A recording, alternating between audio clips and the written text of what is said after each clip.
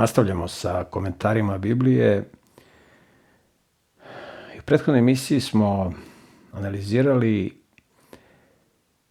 priču o ljudima, odnosno priče o izgubljenoj ovci i izgubljenom srebrnjaku, koji predstavljaju situacije kako se Bog bori za ljude koji su odvojeni od njega, koji ga ne poznaju.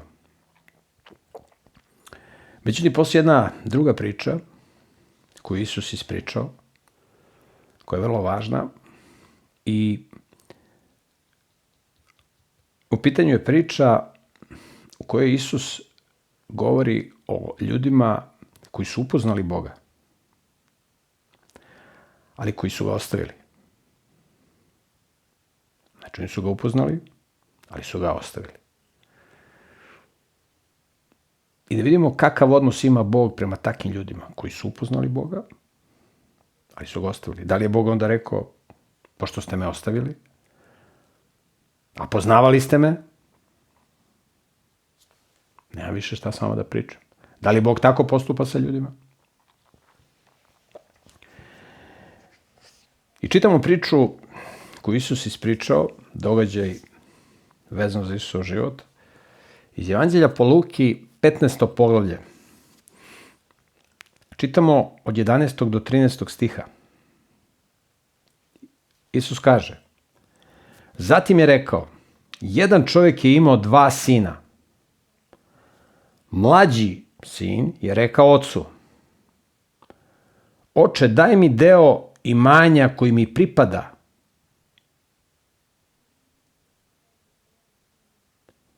I otac im je podelio imetak. Pazite, otac je živ. On kaže, daj mi i moj deo imanja. Imanje se delilo kad otac umre. Imanje se nije delilo dok je otac živ.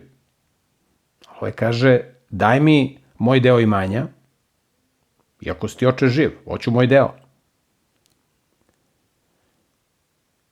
Posle nekoliko, i kaže, otac im je podelio imetak. Posle nekoliko dana mlađi sin je pokupio sve i otputovao u daleku zemlju.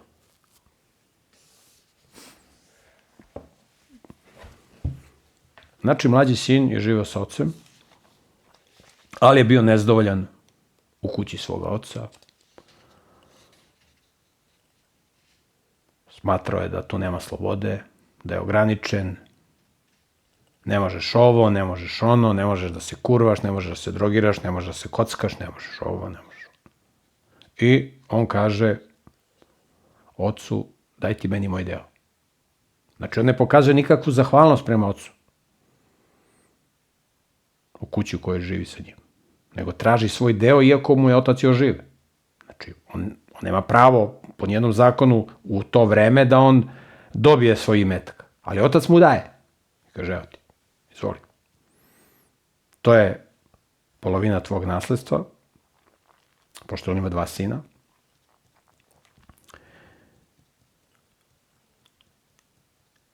I on, posle nekoliko dana, dok je skupio svoje stvari, on odlazi u dalju zemlju. U daljnju zemlju. I to jako podsjeća na događaj Kaina i Avelja. I tamo su bila 2 brata.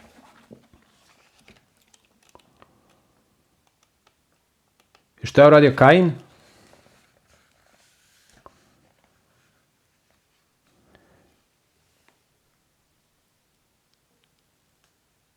Kada je Kain pokazao neposlušnost prema Bogu, je li ga Bog ubio? Kain je ubio svog brata. Šta je Bog uradio? Gospod je postavio, to je 1. Mojsijevo 4. poglavlje, 15. stih. Gospod je postavio znak na Kaina da ga niko ne ubije kad ga nađe. Ovde je otac, otac je mogao da pošalje sluge da kažu, aj ovog mog mlađeg sina išibajte ga ko magarca. Išibajte ga ko vola ga išibajte. Sram te bilo. Tražiš pola svog imetka. Ne sviđa ti se ovde. Ne, njemu dao, izvoli. Evo, izvoli. Bog kaže, stavlja znak na Kaina da ga niko ne ubije kad ga nađe. Tada je Kain otišao od gospodnjeg lica i nastanjao se istočno od Edema u zemlji Nod. Napustio Eden. Ne sviđa mu se u Edenu. Ne sviđa mu se edenski vrt. Kainu. Kakav edenski vrt? Nema stadiona, nema splavova, nema diskoteka. Kakav edenski vrt. Zamislite vi ove današnje ljude, kad biste doveli ove... Kad bi Bog sad u sekundi od planete Zemlje napravio edenski vrt. To bi za ogromnu većinu bio pakao. Šta je ovo? Ko nas je ovo kaznio sa ovim, čoveče? Nema stadiona, nema kafana, nema striptiz barova. Nema zgrada, nema betonskih kaveza. Kako da živimo ovde? Treba da živimo u šumi ko medved, a?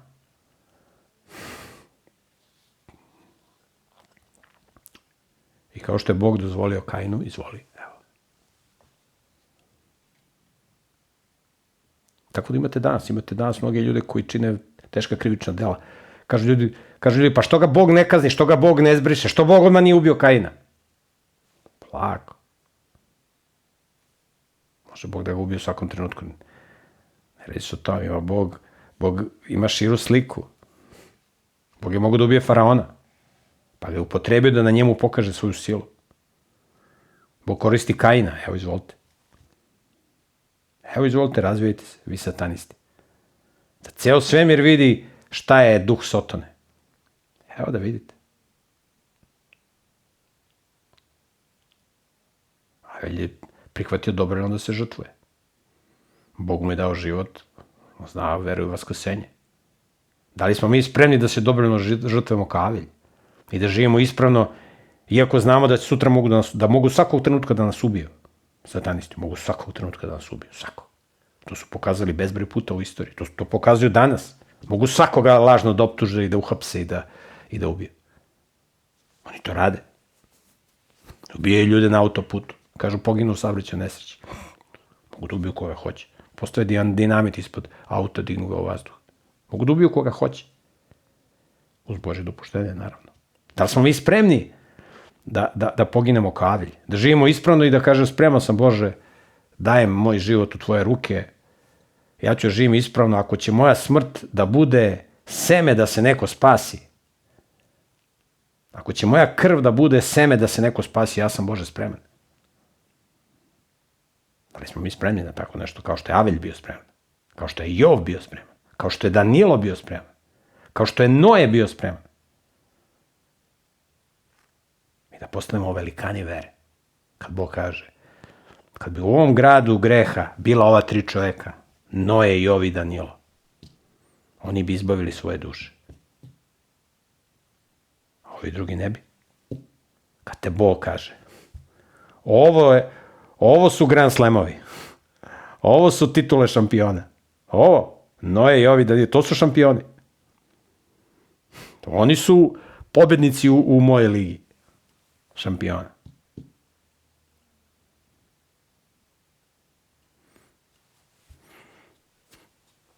Otišao u dalju zemlju. I šta se desilo kad je otišao ovaj sin u dalju zemlju, uzo pare, uzo nasledstvo?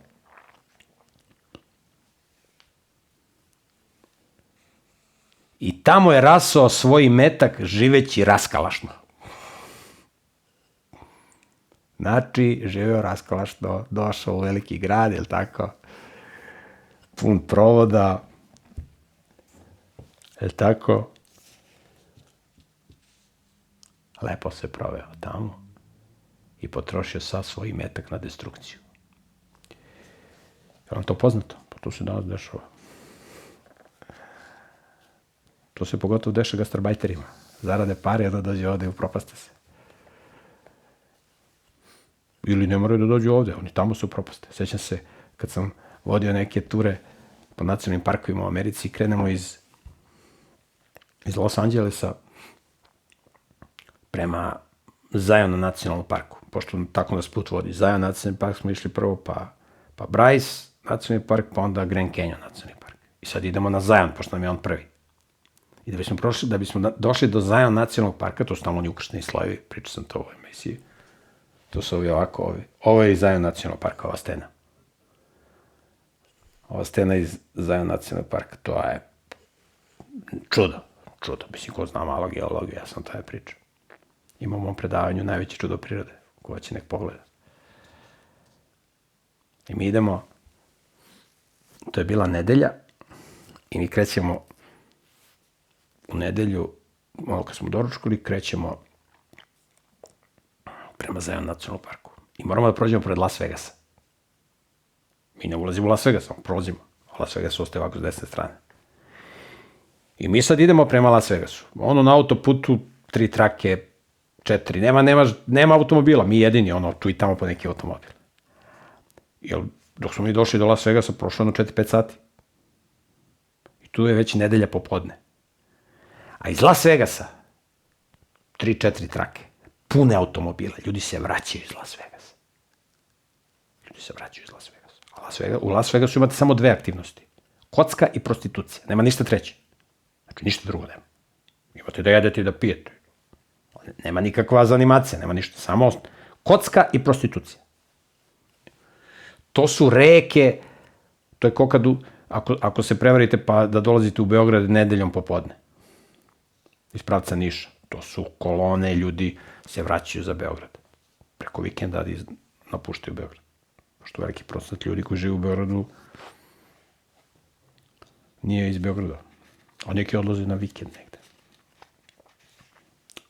Tako da ljudi odlaze u Las Vegas. Na provod. Tako je ovaj mučenik otišao se provede i sve potrošio. I evo kako Biblija opisuje ove pametnjakoviće. U Rimljanima poslanici u 1. poglavlju u 22. stihu se kaže: tvrdili su da su mudri, ali su postali bezumni. Tako je ovaj sin. I savremeni čovjek. Misli da je mudar. Završio škole. Sve mu je dozvoljeno. Može da radi sa sobom šta hoće. On je mudar, on je pametan. I to se reklamira danas u medijima. Znači, otišao je tamo i ono najvrednije što mu je Bog dao, svoju muževnost, svoju polnu čistotu, svoje zdravlje, svoje potencijale da se razvija kao mlad čovjek. On je pljunuo na to, on je to zgazio. Postao duhovna ruina. Može on da se oporavi, ali nikad ne može da bude kao što je bio u početku, nikada. To su duhovne povrede koje mogu da zacele, ali teško. To je kao kad slomite ruku i onda vam ruka zaraste, ali čim je promjena vremena, hladno, toplo, vi osjećate kako vas tu žiga ruka. Uzmite sekiru nešto da cepate drva i vi cepate, ali osjećate da vas tu malo žiga. Tako i ljudi koji su živeli razvratno. Oni nikad ne mogu da uživaju u životu kao oni koji su čuvali svoje zdravlje. Znate, neko ko se druži s nemoralnim ženama, on nikad ne može da uživa u braku sa svojom ženom. Kao što onaj koji nikad se nije družio sa nemoralnim ženama. Znate, to će vam reći svaki razvratnik. On kad je sa svojom ženom, on prolaze mu slike, đavo mu probacuje slike kroz glavu. Šta je sve radio, slike nekih drugih nemoralnih žena. To ne može, razumijete, to je kao kad čovjek koji jede nezdravu hranu, koji puši duvan, pije alkohol, pije kafu. On svoja čula ne može njegova čula su otupela. On kad jede hranu, on mora da stavi puno začina da bi mogao da jede. Ne može da jede. Zato je ekstremno bitno da čovjek se sklanja od greha, da bi mogao da uživa u životu. Da bi potencijale koje mu Bog dao mogao da iskoristi da uživa u životu. Da uživa u lepim stvarima. A ne da bude duhovna ruina. I šta se desilo? Otišao u daljnu zemlju. Uvek slika gastarbajtera. Jako liči na to. Otišao da nađe sreću u daljnoj zemlji. I šta se dešava? Evo sad ćete da vidite slika. Ovo je slika gastarbajtera. Čitamo 14. i 15. stih.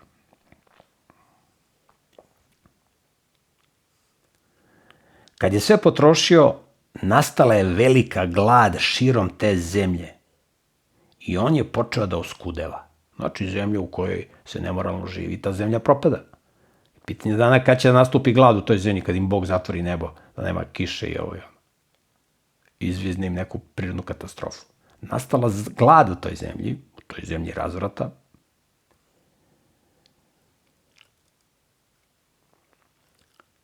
Čak je otišao i nagovorio jednog građanina te zemlje da ga uzme za najamnika, a ovaj ga je poslao na svoja polja da čuva svinje. Zaposlio se da čuva svinje. Zašto Isus priča ovu priču? Zato što je čuvanje svinja za Jevreje prvog veka bilo gore od najgoreg ropstva. Da čuvate svinje. Svinje su po Bibliji nečiste životinje. Znači, za Jevreje, i sad Isus prikazuje slikovito. Otišao i na kraju otišao da čuva svinje.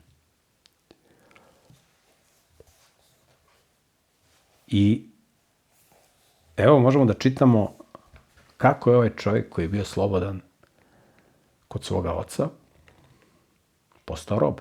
Evo da vidite kako se postaje od slobodan rob.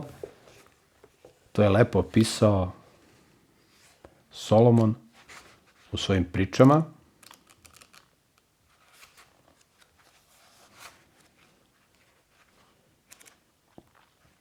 Priča Solomona je 5. poglavlje. 22. stih. Kaže, zao čovjek će se uhvatiti u sopstvene prestupe i zaplešće se u užima sopstvenog greha. Znači, šta je ono što čoveku vezuje lance oko ruke ili užad oko ruke? Da je rob, da nije slobodan. To su njegovi gresi. Tako se postaje rob.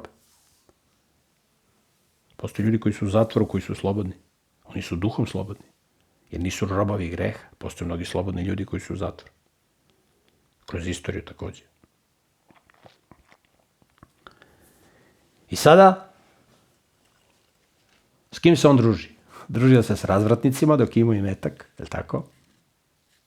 Međutim, šta se dešava? Stara izreka kaže, nesta vina, nesta razgovora. Nesta para, nesta prijatelja. Znači, dok su imali alkohol, dok su imali drogu, skupilo se društvo. Društvo se skuplja oko štete. Teško ćete vi naći ljudi da se skupe oko nečeg pametnog. Isus kaže da se skupe 2 ili 3 u moje ime i ja sam s njima. A vi nađite negde da se skupilo 2 ili 3 pametnih ljudi. Oko pametnih stvari. Ajde. Oko destrukcije se skupe za čas. I kad nestane droge, nema razgovora. Nema o čemu da pričamo. Nesta para, nesta prijatelja. To su ovi današnji lažni prijatelji. Za pare, za interes. Sve je interes. I to je mantra koju ljudi ponavljaju. Interes, sve je interes. Nema pravde, nema ljubavi, samo interes. I sada on nema društvo. Ko su mu drugari? Sad su mu svinje drugari. Znači, kad čovjek odbaci Boga, s kim se druži? Sa svinjama. Sa svinjama. Ali, Bog se brine o čoveku. Bog dopusti. Hoćeš da ideš putem destrukcije? Evo, izvoli. Izvoli. On je u svojoj gladi. Sad ćemo čitamo. Kaže, 16. stih. Želo je da se nasiti rogačima koje su jele svinje, ali mu ih niko nije davao. Hteo da jede to što svinje jedu. Bio gladan, ali mu niko nije davao da to jede. Nema ni to da jedeš. Nema ni to da jedeš. Ljudi koji su imali veliku svetlost, koji su poznavali Boga, pa su ga odbacili. Oni često padnu mnogo niže nego oni koji nikad nisu Boga upoznali. Ovo je ta slika koju Isus priča.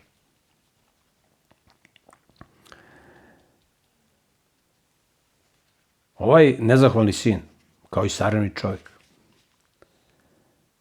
pokazuje tu jednu osobinu koja je prisutna u sadašnjem svetu, to je nezahvalnost. Savremeni čovjek misli da život koji ima, on polaže pravo na to. On je po prirodi ima pravo na život.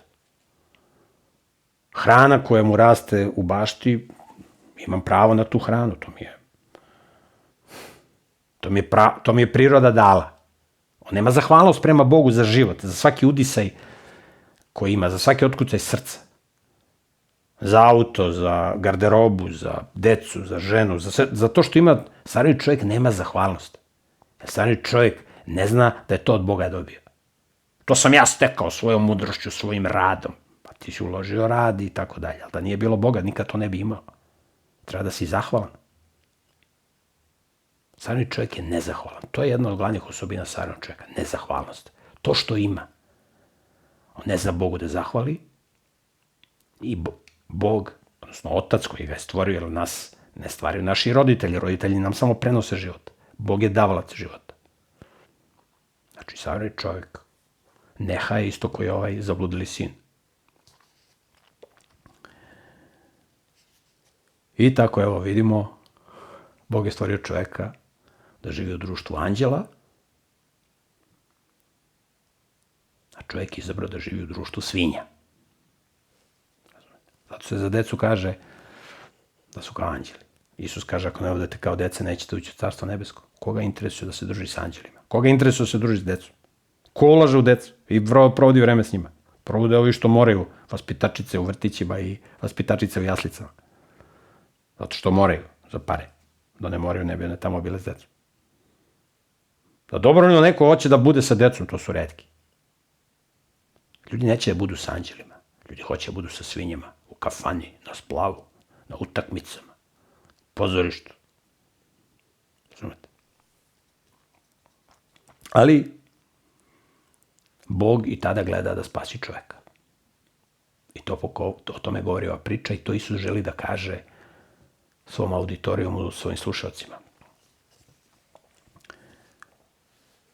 I kada je došao do dna, kada je Bog dopustio da mu se sve to desi, da bi mu se otvorile oči, da bi mu se otvorio duhovni vid, šta se dešava? 17. stih.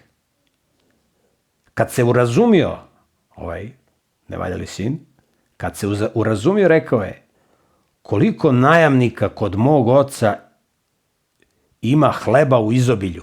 Kaže, moje sluge kod mog oca imaju hleba u izobilju, imaju hrane u izobilju.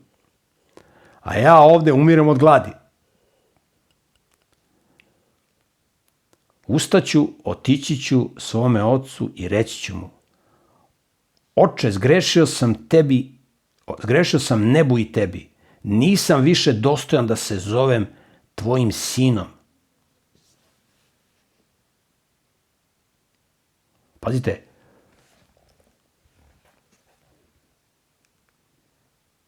i na kraju šta kaže? Primi me kao jednog od svojih najamnika. Kaže, primi me kao jednog od svojih najamnika. On uopšte ne vidi kolika je očeva ljubav. On ne prepoznaje ko je njegov otac. Tako i savremeni čovjek. Kad se okreće Bogu, kad mu se otvori, on ne zna ko je Bog. On ne zna ko je njegov nebeski otac. Ali sad će da se upozna. Poznavo si oca, nisi to cenio, odbacio si. Bog ti onda otvori oči. Sad ćeš da ga upoznaš na jedan poseban način. Ako budeš teo, naravno. I šta se dešava? Kaže, idem kod svog oca, 20 stih, i ustao je i pošao je svom ocu. Znači, onako prljav, bio sa svinjama, pocepan, razvaljen, bez dinara u džepu, krenuo on ka svome ocu. On uopšte nije bio svestan kada je odlazio od oca. Kakav je bol zadao svom ocu kada je odlazio. Tako i savremeni čovjek koji čini greh, koji čini nemar. On ne zna kakav bol zadaje svom ocu. On ne zna. Međutim, kao što ćemo vidjeti, njegov otac ga je čekao sa čežnjom. Njegov otac je čekao da se ponovo vidi sa njim. I kada ga je ugledao, evo tekst kaže, Dok je još bio daleko, otac ga je ugledao i sažalio se, pa je potrčao, zagrlio ga i izljubio. Možemo da zamislimo tu scenu. I otac rekao, što si došao? Gde su one pare što sam ti dao? A? On to uopšte ne spominje. Otac trči da ga zagrli. On sav pocepan. Verovatno je otac skinuo onaj svoj veliki, bogati mantil, kaput i ogrnuo svog sina, da ovi ne vide okolo kako mu je sin glibav i pocepan.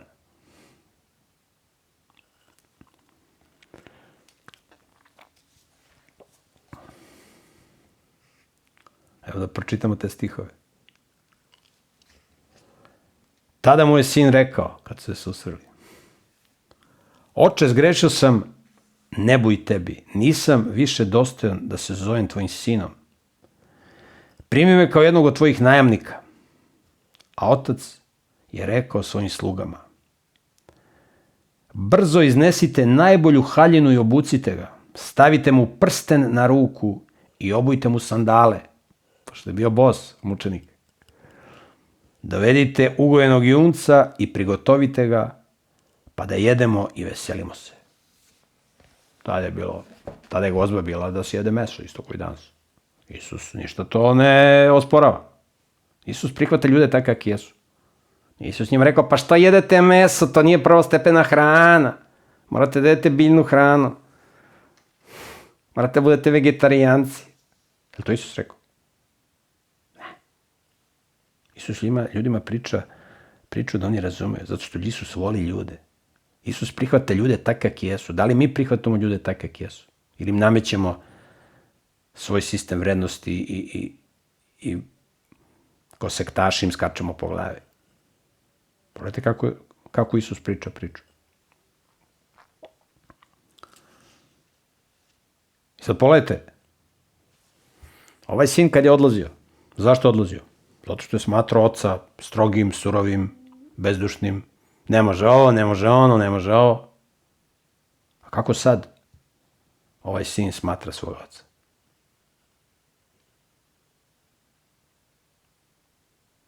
Posle ovoga što je otac uradio.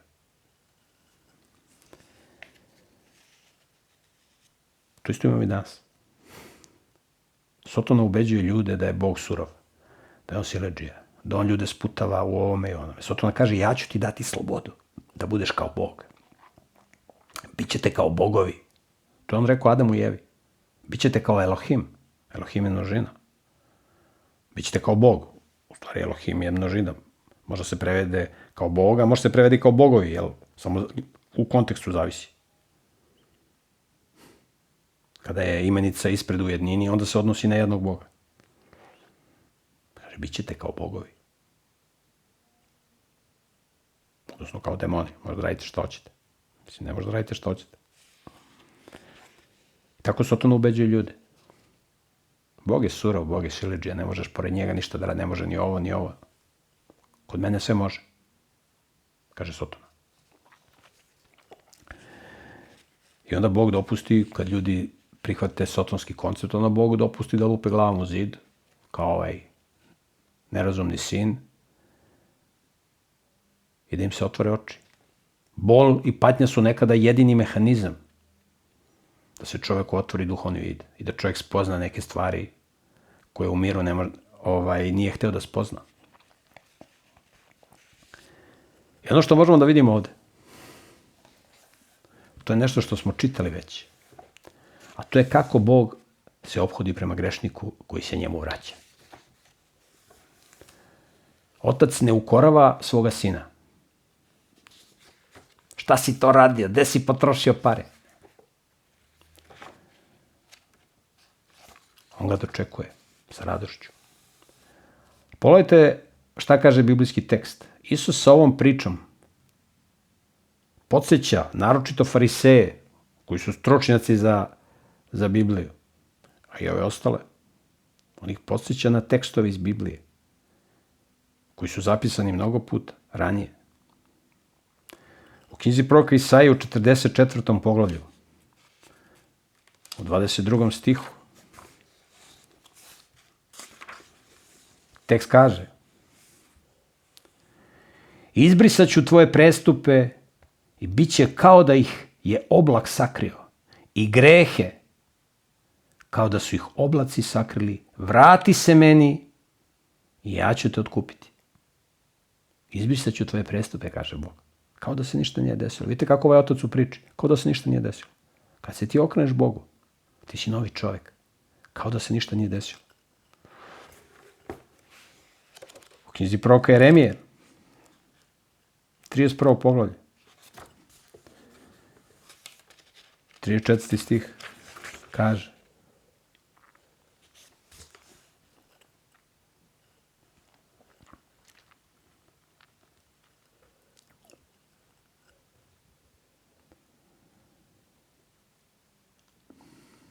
oprostit ću im njihov prestup i više se neću sećati njihovog greha. Više se neće sećati. Bog nije zlopamtilo kad se čovjek okrene Bogu. Oprostit ću im njihove prestupe i više se neću sećati njihovog greha. Ovaj otac je oprostio. To je slika Boga koji oprašta onima koji se njemu vrate. Naneli su mu bol, naneli su mu patnju. Ako mu se vratiš, Bog ti oprašta. To je vrlo važno da razumem.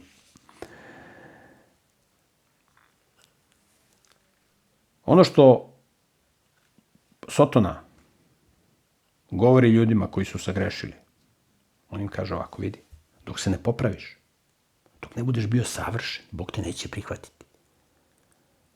Džabe si odbacio greh, moraš skroz da se popraviš. Moraš skroz da se popraviš, razumeš, i onda će Bog da te prihvati, inače Bog neće da te prihvati. To je klasična sotonska priča. I to je problem sa kojima se mnogi ljudi susreću. Ja znam ljudi koji su me pitali za to. Kažem, Miroljube, Bog mi to nikad neće oprostiti. Ja sam obećao da neću više nikad, pa nisam imao snage, učinio sam. Dok god tebi radi čulo, svaki put kad počneš greh, ti si sve slabiji. Moraš više da se boriš. A Sotona kaže, ne, dok se ne popraviš, Bog te neće primiti. A slušajte šta Isus kaže. Evanđelje po Jovanu.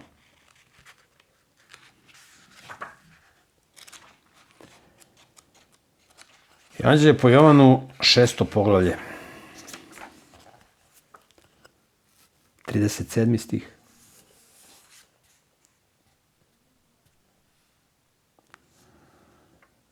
Onoga ko dođe k meni, kaže Isus, neću oterati. Onaj ko se obrati meni, ja ću ga prihvatiti. Ja ga neću prihvatiti zato što je on savršen, nego zato što se okrenuo ka meni i hoće da se dovede u red. Ovaj sin, ne valja li? Je li on savršen? Kaki savršen? Prljav, pocepan, razvaljen. Ali on dolazi kod oca.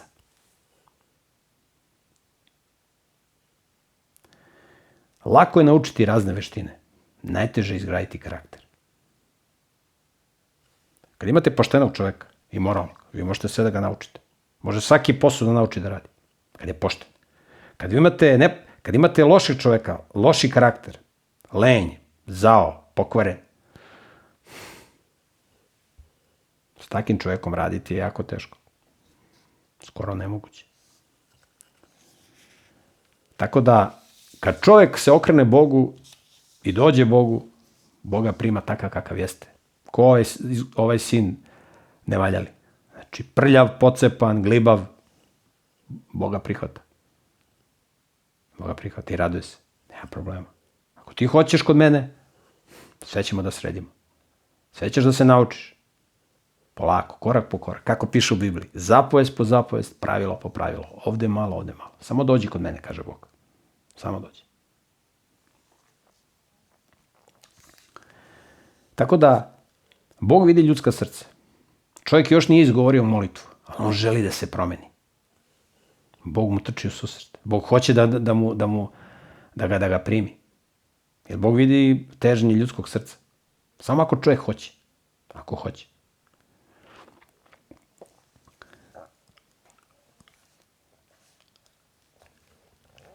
I ovdje imamo u ovoj priči da je Otac obukao novo odelo grešnom sinu koji se vraća. I to nije nešto novo. To su fariseji trebali da znaju, stručnjaci iz prvog veka. U knjizi proroka Isaije u 61. poglavlju možemo da čitamo u 61. poglavlju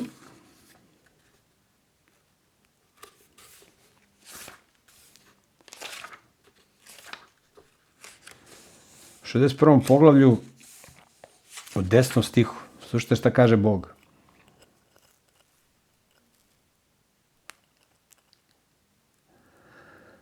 Ovo govori grešnik. Ovo govori grešnik posle susreta sa Bogom. Grešni sin posle susreta sa ocem. Slušajte šta kaže. Ja ću klicati Gospodu, moja će se duša veseliti mom Bogu, jer me on obukao u haljine spasenja, ogrnuo me plaštom pravednosti, kao mladoženju, koji poput sveštenika stavlja pokrivalo na glavu i kao nevestu koja se ukrašava nakitom.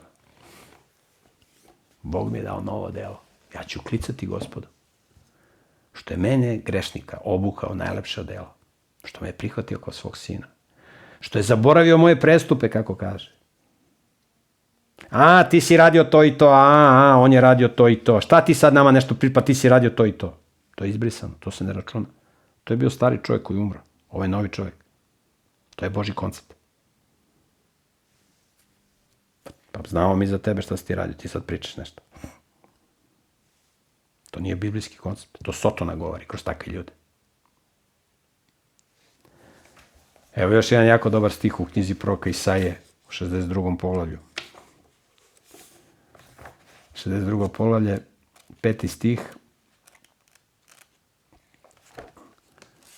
Slušajte ovo. Ovo je jako dobro. Kaže, kao što se mladoženja raduje nevesti, tako će se i tvoj Bog tebi radovati. Kao što se mladoženja raduje nevesti, tako će se Bog tebi grešniku radovati što hoćeš da dođeš kod njega. Kao što se ovo u Bibliji piše, to nije rekao Miroljub. Znači, kao što se mladoženja raduje nevesti, tako se Bog raduje grešniku koji hoće da se okrene Bogu. Koji nije savršen, samo hoće da se okrene Bogu i da radi na sebi. Bog se raduje kao mladoženja nevesti.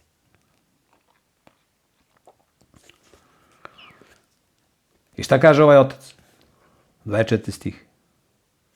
Kaže, dovedite ugojenog junca i prigotovite ga da jedemo i veselimo se. Jer mi je ovaj sin bio mrtav i oživeo je. Bio je izgubljen i nađen je. I počeli su da se vesele. Ovaj sin je bio mrtav, sad je živ. Taj stari sin, on je mrtav. Ovo je novi sin. Ovo je drugi sin. Nije to onaj sin. Onaj sin je mrtav. To je biblijski koncept. Ti si radio to i to. To nije biblijski koncept. To je sotonski koncept. Ti jesi onesposobljen, jesi povredio oca. Radio si gadne stvari, povredio si sebe, ali možeš da se izlečiš. U ovom životu ne možeš potpuno da se izlečiš. Možeš u velikoj meri. Jednog dana kad Hristos dođe, kad bude bilo obnovljenje, kad te bude obnovio i kad se budeš oporavio, onda ćeš biti u tom prvobitnom stanju. A sad možeš da uživaš u životu. Ne možeš 100%, ali možeš u velikoj meri. I da raduješ Boga. Da ti se Bog raduje kao što se mladoženja raduje.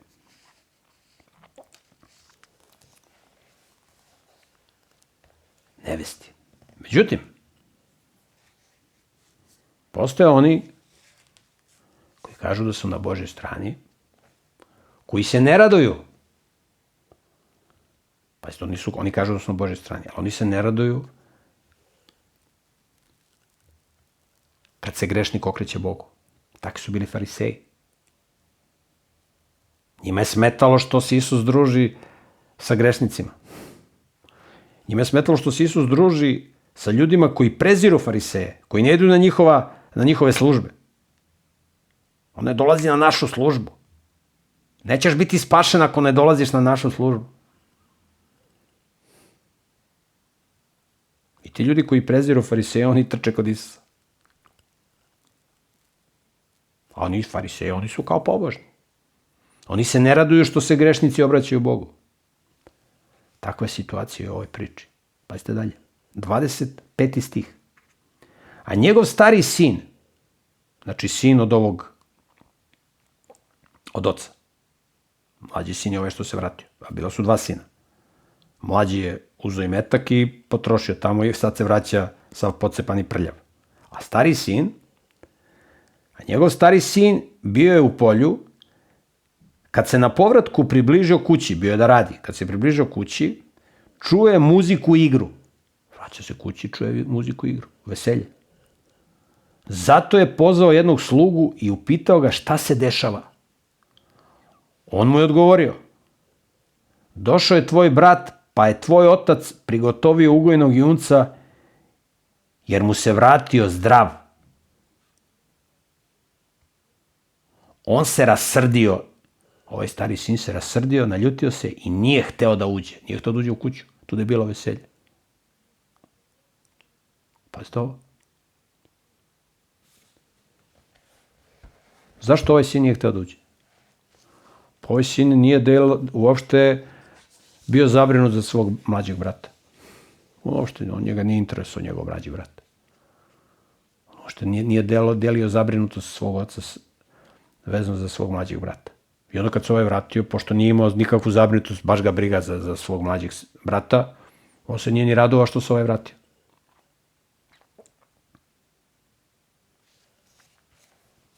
Šta se dešava?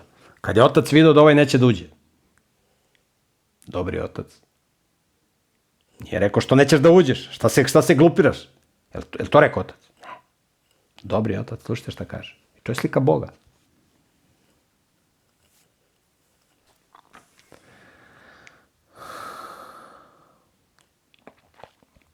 Petnaesto poglavlje 28. do 30. stiha. Tada je njegov otac izašao i molio ga da uđe. On moli ovog bandita da uđe. Svog starijeg sina bezobrazno. On ga moli. On je na to rekao svom ocu. Slušajte šta kaže ovaj razbojnik. Evo, tolike godine ti služim i nijednom nisam prestupio tvoju zapovest i nikad mi ni jare nisi dao da se proveselim sa svojim prijateljima. Kako laže. Nije mu dao, mogu se veseliš kad hoćeš. Bezobrazan.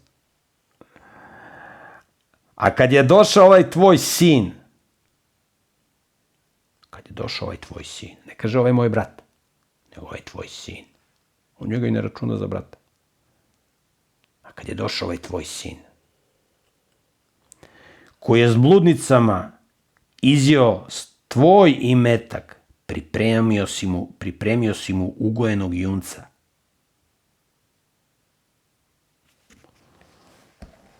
Sad kad ga je otac zamolio da uđe, ovaj pokazuje još veću zlobu, još veću oholost. Pokazuje svoj karakter. On kaže, oče, ja sam u ovoj tvojoj kući sluga. Ja sam u ovoj tvojoj kući rob. Pazite, on živi sa ocem. Otac mu je sve dao. Sve je njegovo. Možda koristi.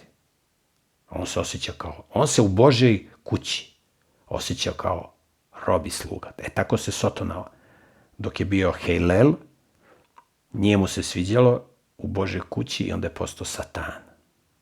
Adam i Evi se nije svidjelo u Božjoj kući, pa su postali izdajnici.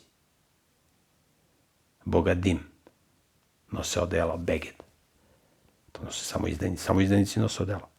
Nije im se svidjelo u Edenskom vrtu. Mi smo ovde robovi, hoćemo da budemo bogovi. Ja sam, oče, sluga i rob u tvojoj kući. On se osjeća u kući isto ko Sotona, ko Adam i Eva u početku.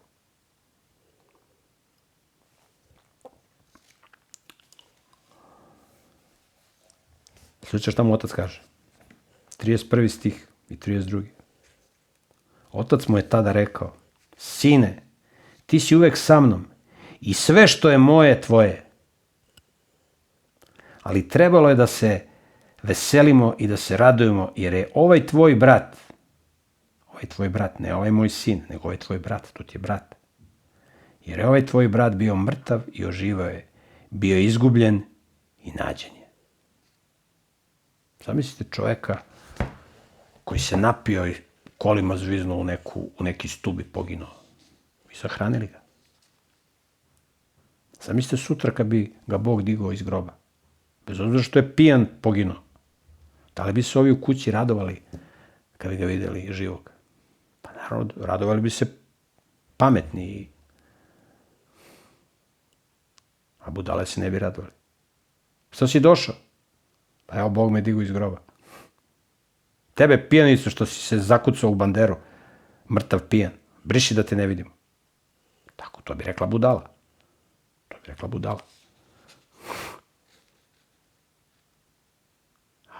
Šta kaže otac? On je bio mrtav i sad je oživeo. Da li se ovaj stari sin pokajao i promenio, to iz biblijskog teksta ne možemo da vidimo. Ali ova priča je važna da razumemo kako su fariseji i stručnjaci onog vremena, oni koji su bili u Božjoj kući, koji su imali pristup Božjem hramu. U hram nije mogao svako da uđe. Bilo je tamo ispred je bilo porta gde je moglo da se uđe. Gde je moglo da uđe narod. A samo za sveštenike.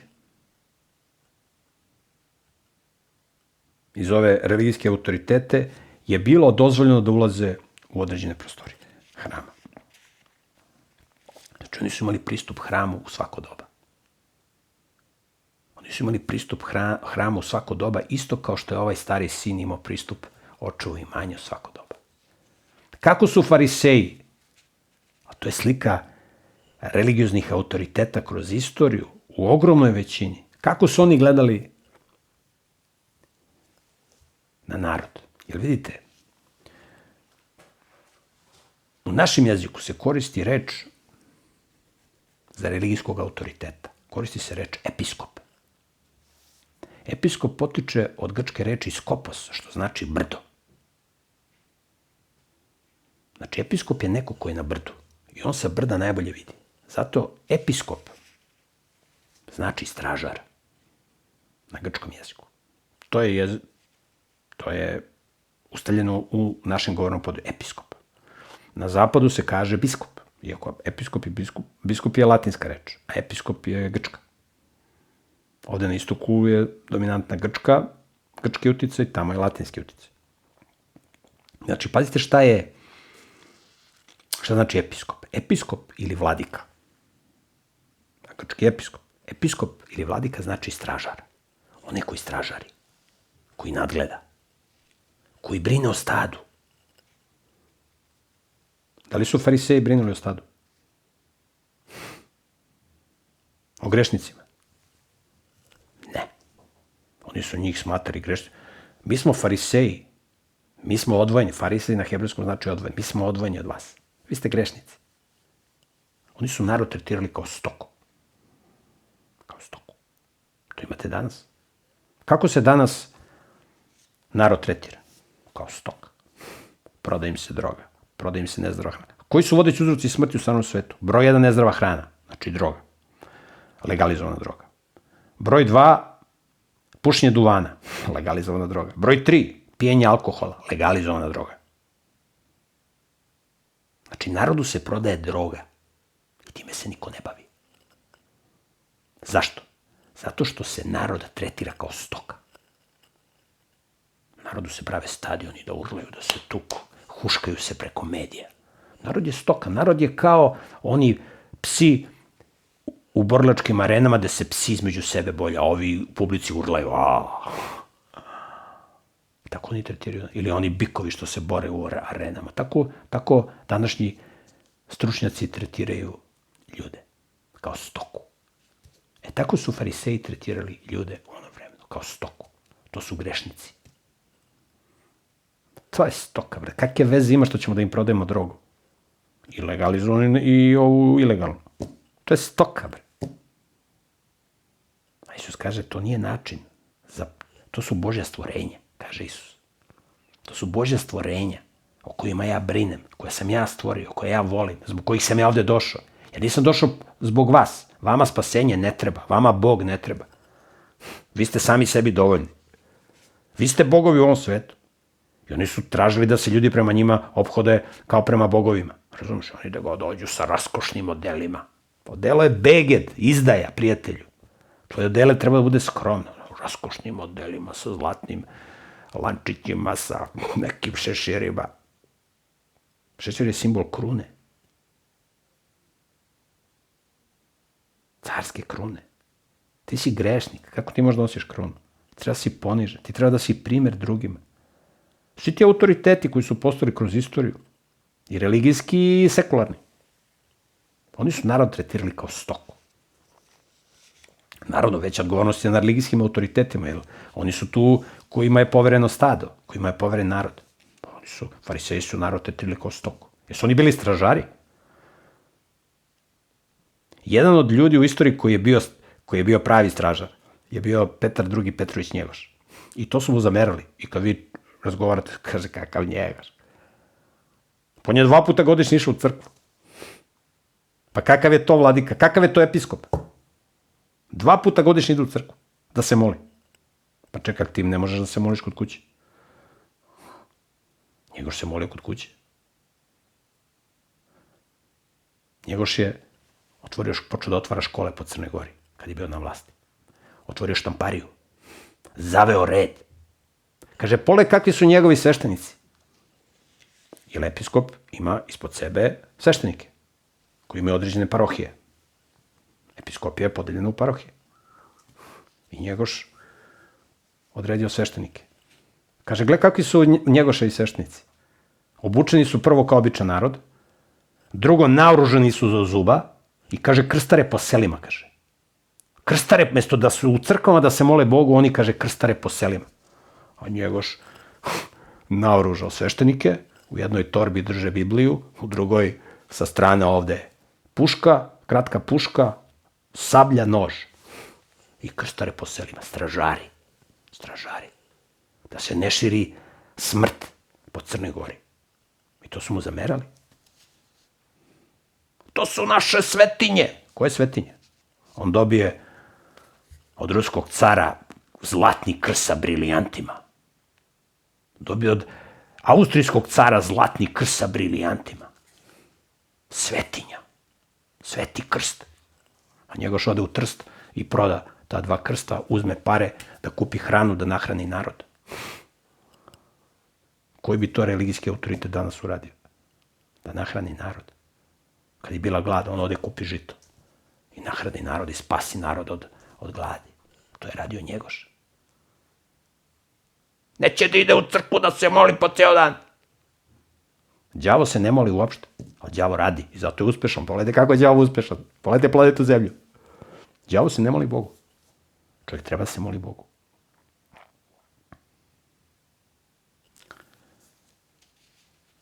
Ali da se moli Bogu ko fariseji koji se po ceo dan moli Bogu. Viš kako je on pobožan, po ceo dan se moli. Po ceo dan posti. Svako malo posti. Svi do kako je pobožan. On ništa ne radi. Narod propada. Vukovi kidaju njegove ovce. On se moli po ceo dan. Kod Njegoša i Njegoš se moli, ali kratko. Kratko i radi posao. Otvara škole, otvara štamparije, edukuje narod i posluje ekipu. Ovde je Biblija, ovde je sablja. Idi tamo obilazi, edukuj narod, zavodi red. Da se mi povezujemo s Bogom. To je pravi episkop, kao što je bio Njegoš. Sigurno da je on imao neke svoje nedostatke i mane, nije bio savršen, ali Bog preko njega uradio velike stvari. I zato, da vi pitate jednog Srbina, koja je najumnija srpska glava, svaki će vam reći Njegoš. Najumnija. Na Lovćenu Njegoš spava, najmudrija srpska glava. Neki kažu svetska glava, neki pevaju. Najmudrija srpska glava. Jer on je radio za narod, on je brinuo o narodu i to je ostalo u srcima naroda. Razumete? To je pravi episkop, to je pravi stražar. Mislim, sigurno da je mogo da bude bolje. Mogo da bude bolje, sigurno. Ali Bog je preko njega čudo uradio. Bog je preko njega uradio velike stvari. Koliko će Bog preko nekoga da uradi, zavisi od njega. Znači, on je brinuo o svom stadu, njegoš. A pogledajte fariseji i ovi drugi stručnjaci kroz istoriju. Da ću da imam poslat. Narod je stoka, brate. Nek rade s njim šta hoće. Sigurno da su ti fariseji, isto koji tokom istorije, razni religijski autoriteti, imali svoje poroke. Ali pošto nisu ogrezli onim najgorim porocima, razumete, onda su oni sebe smatrali pravednim. Ja sam pravedan. Ja sam cadik. Cadik na hebrejskom znači pravednika. Onda su se neki zvali cadikim ili u našem prevodu sadukeji. Pazite, oni su sebe zvali pravednicima. Imali ste versku frakciju, ovi su bili fariseji, odvojeni, a ovi su bili sadukeji ili cadikim, pravedni. Mi smo pravednici. Zavisite, čovjek sebe naziva pravednikom. Koliko treba nisko da padne. A on je bio religijski autoritet. Oni su bili religijski autoriteti, fariseji.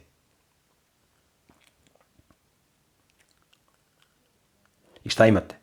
Isto kao ovaj stari sin, koji se osjećao kao sluga, kao rob. Ja sam rob u tvojoj kući, tata. Tako su se fariseji osjećali kao zaposleni u hramu. I to imate isto i danas. U mnogim verskim zajednicama. On je zaposlen. Ja sam tu zaposlen. Ja sam zaposlen u ovoj verskoj zajednici. I neću se, imam ja šta imam da se bavim time te. Znači, nije njemu povereno da brine o stadu. On je zaposlen. On je tu najamnik. Fariseji su bili zaposleni u hramu. Oni nisu bili sinovi u pravom smislu, iako im je sve bilo dostupno. Oni su se ponašali kao zaposleni. Oni se nisu ponašali kao sinovi koji će da brinu o svoje braći. Ovaj tvoj sin. Ne kaže ovaj moj brat. Nego ovaj tvoj sin.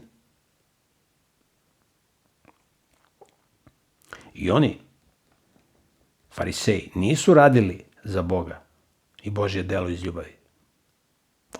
Da su oni imali Božje ljubavi, oni bi brinuli o narodu. To vam je kroz celu istoriju tako bilo. Ovo vam je slika istorije čovečanstva. Kako su religiozni autoriteti čast izuzecima postupali, kao fariseji. Znači, nisu oni radili svoju religioznu dužnost kao stražari, da bi brinuli o stadu, nego da bi dobili nagradu, da ih ljudi poštuju, da im se klanjaju, da im ljube ruke. Mesto da oni budu primer, kao Isus što je bio primer. Ne, oni su hteli da budu božanstva na zemlji. I dan danas mnogi se tako ponašaju, božanstvo. Mesto da budeš primer, da pozivaš grešnike na pokajanje, kao što Isus radio.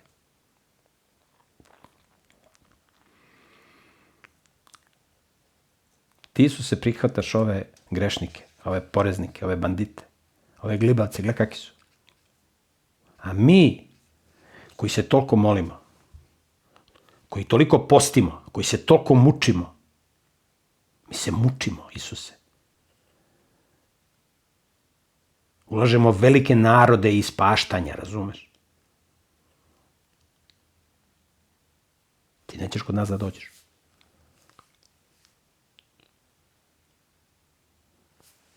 Isus kaže, ja sam došao da pozovem grešnike na pokajanje, a ne pravednike. Vi smatrate da ste pravednici. Kako vas da pozivam? Ja da dođem kod vas i da vas pozovem da se pokajete, vi ćete da me kamenujete. Isus je došao da pozove grešnike na pokajanje, a ne pravednike. Vi ste pravedni. Viš kako se ja mučim, molim se po ceo dan, postim, razumeš? Ništa ne radi, razumeš? Vukovi mu kidaju stado, ovaca, a pastir se moli. Mesto da čuva stado, dok ne, on se po ceo dan moli, on po ceo dan posti. Vidite kako je pobožan, on po ceo dan, vidite kako je on pobožan, to u očima šupljoglavaca. Kako se po ceo dan moli, vidite, on posti. A vukovi pokidaše, vukovi uskaču u tor, kidaju ovce, on ne vidi, slepac. On ne vidi. On se moli. Dok vukovi kolju ovce, on se moli. Pa valjda treba skočiš da braniš ovce i da se u sebi moliš, pomozi Bože da zaštitim ovce od vukova. Ne, on se moli. Da ga vide ljudi kako je on pobožan. kako on posti. To je slika fariseja. To je slika religijskih autoriteta u velikoj meri tokom cele istorije.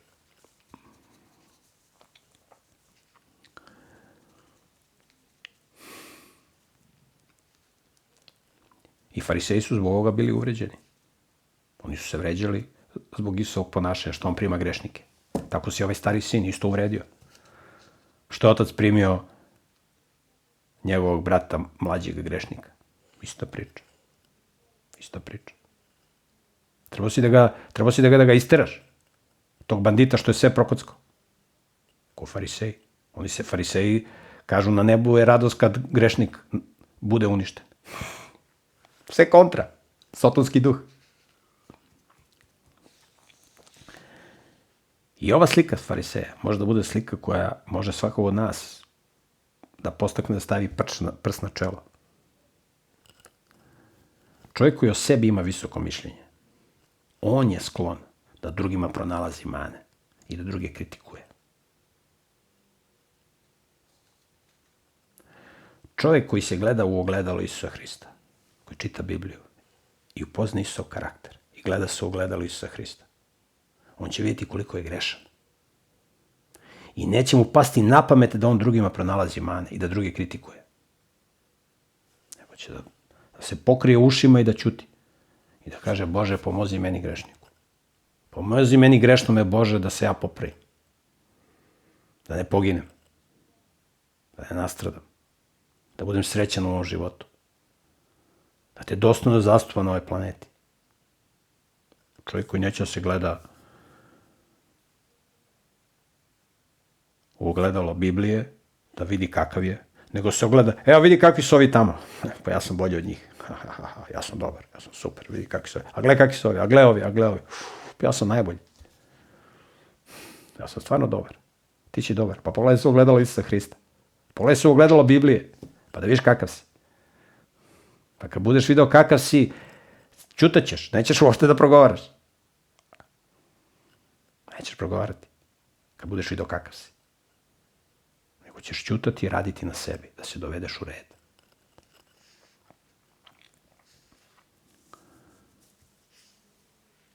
Dakle, biblijski koncept je, ako nemaš o nekomu ništa lepo da kažeš, ćuti. Ćuti.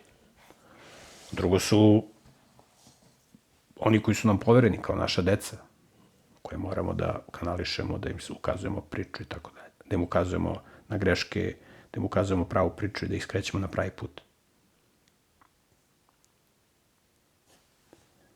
Da mi drugima pronalazimo mane. Kako Isus kaže, zašto vidiš trun u tuđem oku, a ne vidiš brvno u svom oku? I tako Isus još na jedan način pokazao odnos Boga prema ljudima. Prema ljudima koji ne znaju za Boga i odnos prema ljudima koji su znali za Boga pa su ga odbacili. Koji su znali da neke stvari nisu dobre pa su radili.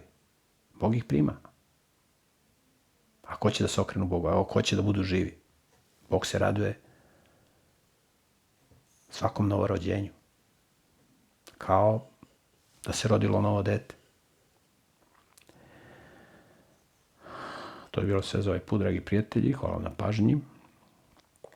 U opisu ovog videa imate link za sva ova predavanja, komentari Biblije, bit će i za sva druga moja predavanja u audio formatu i na Spotify-u i na nekim drugim platformama koji su postavljene, pa možete da slušate i na telefonu i u kolima. Također imate ovu Bibliju iz koje ja čitam. Mi radimo da objavimo novo izdanje ove Biblije u kojoj će biti ubačeni prevodi onih knjiga koje su pronađene na hebrejskom originalu i Otkrivenje i ova druga evanđelja i knjigu Judinu i Jakovljevu, tako da i na tome se radi.